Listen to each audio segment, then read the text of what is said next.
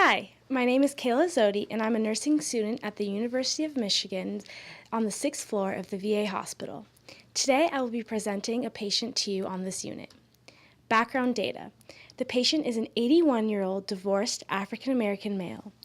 This patient had many jobs throughout his life, including being a social worker and a teacher, but his favorite and longest job was at a hospital, being a technician. He is currently retired and enjoys writing short stories and poetry. Patient came into the VA hospital of Ann Arbor on March 16th, which is where he usually receives his source of medical care. For shortness of breath, he came in for shortness of breath and chest pain. History of present illness. The patient explained trouble breathing 24 hours prior to calling an ambulance to take him to the VA when his shortness of breath severely increased and became very painful, about an 8.5 out of 10 in intensity. That increased when he was eating, taking a shower, or with prolonged physical activity.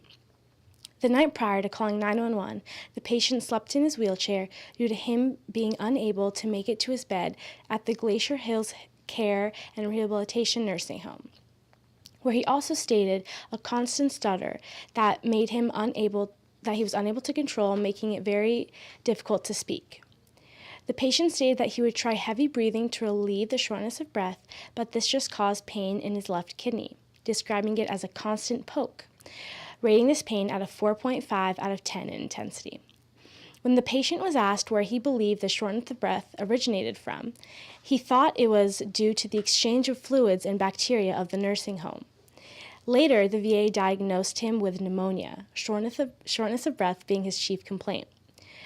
Patient states that he is in a wheelchair but can move himself around, but sometimes needs assistance with activities that require a lot more physical movement.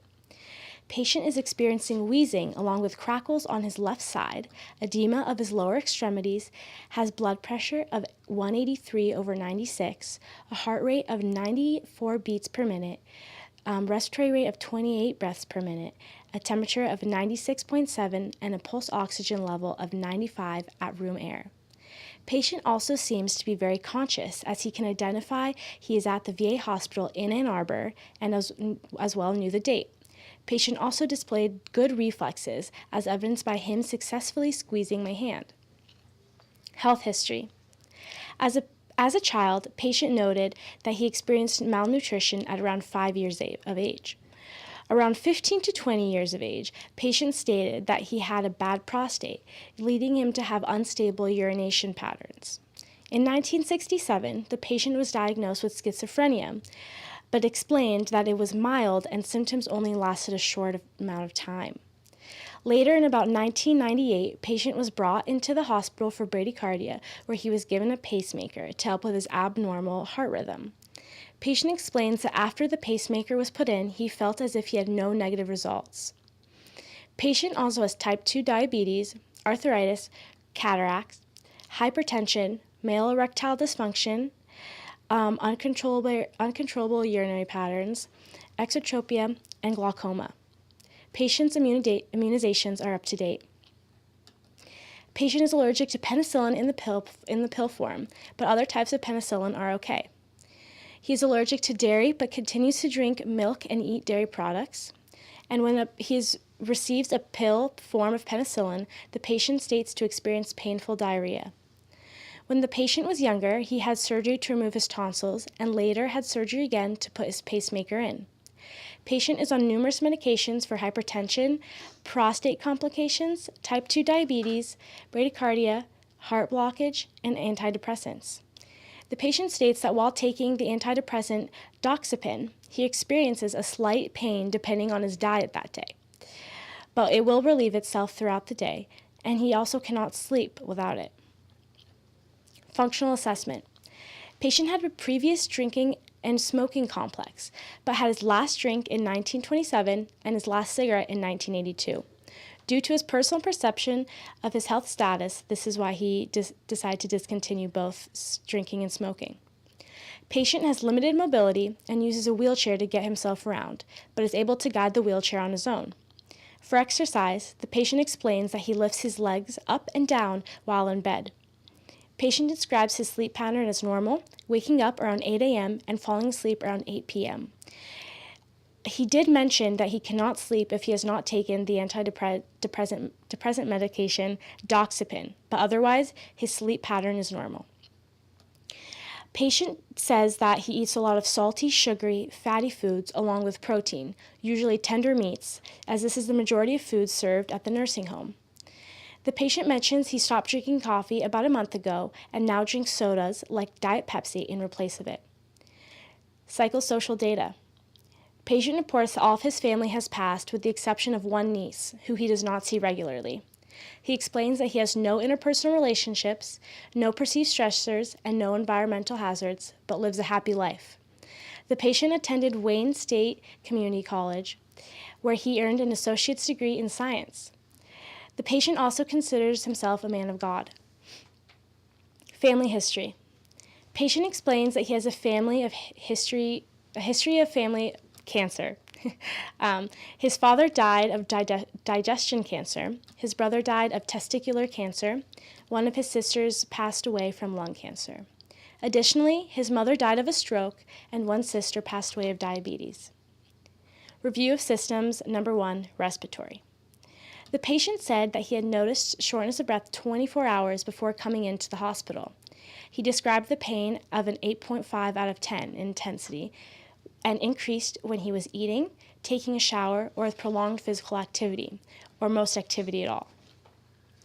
Nothing he did helped with this condition. His shortness of breath was continuous and was not relieved until he was brought into the VA hospital.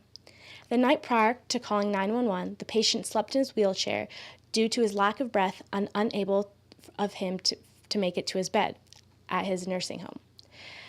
He also stated a constant stutter that made it very difficult for him to talk. The patient stated that he tried breathing heavily to relieve the shortness of breath, but this just caused pain, as well as a pain in his left kidney, describing it as a constant poke, rating it at about a 4.5 out of 10 in intensity. When the patient was asked where he believed the shortness of breath originated from, he said that it was brought from the nursing home through the exchange of fluids and bacteria. Later, the VA diagnosed him with pneumonia. Review of systems, number 2, cardiovascular. At 64 years old, the patient received a pacemaker for bradycardia and heart blockage. He experienced lightheadedness and fainted multiple times before his pacemaker was put in. There's no alleviating factors. Before his pacemaker, patient would experience pain for about 30 to 60-minute intervals, about 5 times a day. Patient sat or lied down when he experienced the pain until it subsided. This interfered with a lot of his daily activities, not allowing him to carry out with simple tasks because he would be very out of breath and he would be in a lot of pain. Patient experienced shortness of breath with bradycardia, diaphoresis, and insufficient oxygen delivery. Patient described the pain as a 7 out of 10 in intensity, and the pain being sporadic. Physical assessment of review of system number 1, respiratory. The first system I chose to assess was the patient's respiratory system. First, I observed his thorax for color, AP transverse diameter, injuries, deformities, and symmetry, as well as the patient's breathing pattern for distress, rate, and depth. His pacemaker was visibly present, and he had a lot of trouble breathing, with an abnormal rate and depth, along with a barreled chest. Next, I palpated his trachea, which was midline, and palpated for expansion posteriorly. Patient experienced tactile fremitus. Egophony was present, which indicates an area of consolidation. He also had an audible wheezing and crackles on his left side. Physical assessment of review of systems number 2, cardiovascular. Upon inspection and palpation, patient had no heaves or lifts. His contour of chest was 1-to-1 with a barreled chest.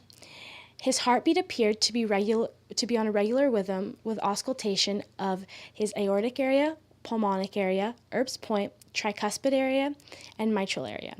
Upon auscultation, normal S1 and S2 sounds were heard. No murmurs or abnormal heart sounds were present. Pertinent system number 1, peripheral vascular system.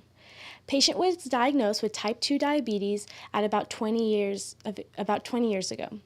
It would be necessary for me to assess the peripheral vascular system because of the edema of the lower extremities associated with type 2 diabetes and hypertension.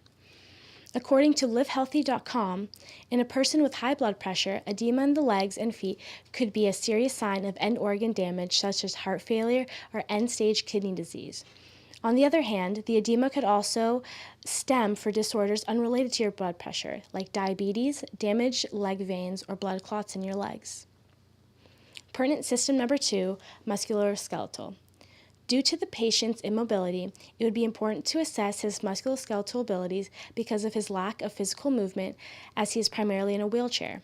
According to hcpro.com, complications from immobility by body system may be due to reduced circulation, increased risk of edema, increased workload on heart, blood redistribution, and fluid shifts increase of the risk for pulmonary edema and blood clots, as well as difficulty expanding lungs and fully taking a deep breath due to positioning.